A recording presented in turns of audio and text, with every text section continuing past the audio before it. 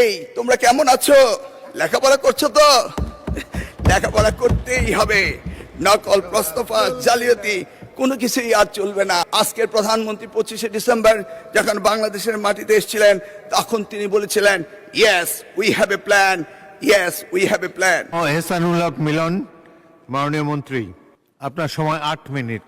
Mister speaker, আজ আমি লম্বা বক্তৃতা দিতে দাঁড়াইনি, কারণ বাংলাদেশের ইতিহাসে অতীতের যে কোনো সংসদের চেয়ে এই সংসদ একটি ইউনিক এবং একটি এক্সক্লুসিভ। মহান জুলাই অভ্যুত্থানের পটভূমিতে শহীদের রক্তদানের মধ্য দিয়ে 2 শতক পরে জনগণের ভোটের প্রতিনিধিত্ব হয়ে এই সংসদের সৃষ্টি হয়েছিল। It is a very highly priced parliament in the country. যে কারণে লম্বা বক্তৃতা নয়, আমরা অনেকেই জানি এই অল্প সময়ের ভিতরে বক্তৃতা আমি দিচ্ছি, তার কারণ আমরা দেখেছি আমেরিকার প্রেসিডেন্ট আব্রাহাম লিঙ্কন তার জীবনের সবচেয়ে সংক্ষিপ্ত বক্তৃতায় একটি এমন উক্তি করেছিলেন যা যুগ যুগ ধরে মানুষের মনে রয়েছে, the government of the people, by the people, for the people. মাননীয় স্পিকার, এই মহান সংসদে আমি দাঁড়িয়ে আজকে আমার শিক্ষা ব্যবস্থার উপরে 2টি কথা বলতে চাই।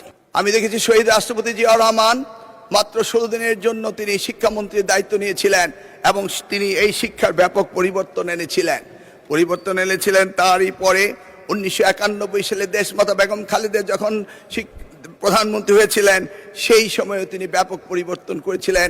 নারী শিক্ষার বিপ্লব এনেছিলেন, শিক্ষকদের জন্য অবসর ভাতা এবং কল্যাণ ট্রাস্ট হতে শুরু করে সকল সুযোগের ব্যবস্থা করে দিয়েছিলেন।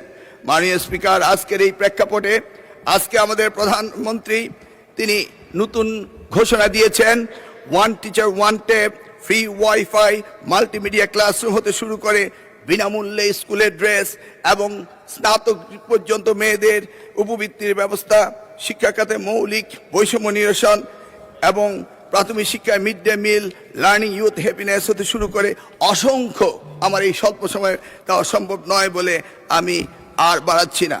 মাননীয় স্পিকার, তিনি মাধ্যমিক স্তরও এই ধরনের অনেক সুযোগ সৃষ্টি করেছেন, এমনকি তিনি টার্সিয়ারি লেভেলের এডুকেশনও অনেক সুযোগ সৃষ্টি করেছেন, যেটা করেছিল 1992 সালে প্রাইভেট ইউনিভার্সিটি অ্যাক্ট করে বেগম খালেদা জিয়া এবং ন্যাশনাল ইউনিভার্সিটি অ্যাক্ট করে এই দেশে বেসরকারি খাতে শিক্ষার ব্যাপক পরিবর্তন এনেছিলেন মাননীয় প্রধানমন্ত্রী। মাননীয় স্পিকার, আমরা জানি 2008 সালে মার্কিন প্রেসিডেন্ট বারাক ওবামা তিনি বলেছিলেন, yes we can do justice and equality, we can have the opportunity and prosperity, we can have heal the nation, yes we can repair the world। ঠিক যেমনি ভাবে আজকের প্রধানমন্ত্রী 25শে ডিসেম্বর যখন বাংলাদেশের মাটিতে এসেছিলেন, তখন তিনি বলেছিলেন, yes we have a plan, yes we have a plan. আমরা কিভাবে অর্থনৈতিক দুর্দশা থেকে কাটিয়ে উঠতে পারি, নতুন কর্মসংস্থান তৈরি করতে পারি এবং মানুষের জীবন কিভাবে উন্নত করতে পারি, সেই কথাগুলি তিনি বলেছিলেন। আমরা আমাদের ভাঙা বিশ্বাসকে আবারও জোড়া লাগাতে পারি, মানুষের আস্থা ফিরিয়ে আনতে পারি। তিনি বলেছিলেন, yes we have a plan. আমরা এই জাতিকে সুস্থ করতে পারি, ঘৃণা ও বিভাজনের রাজনীতি থেকে ঐক্য এবং ফিরিয়ে আনতে পারি। Yes we have a plan. আমরা শুধু একটি দেশ নয়, পুরো পৃথিবীর জন্য পরিবর্তন আনতে পারি। Yes we have a plan.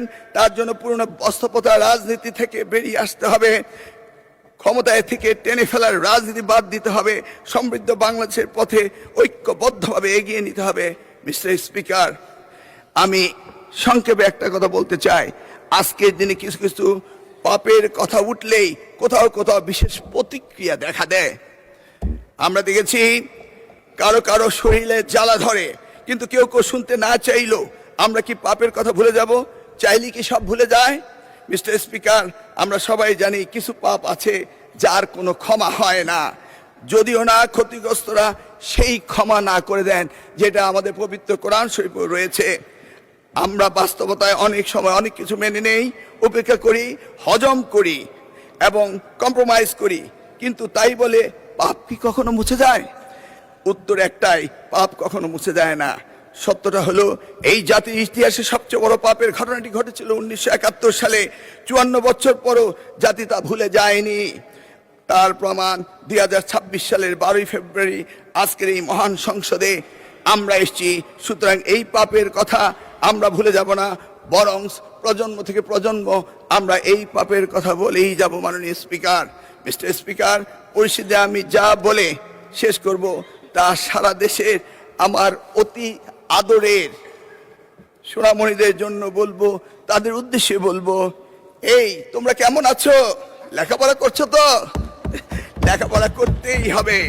নকল, প্রস্তফা, জালিয়াতি কোনো কিছুই আর চলবে না। মিস্টার স্পিকার, আপনাকে ধন্যবাদ।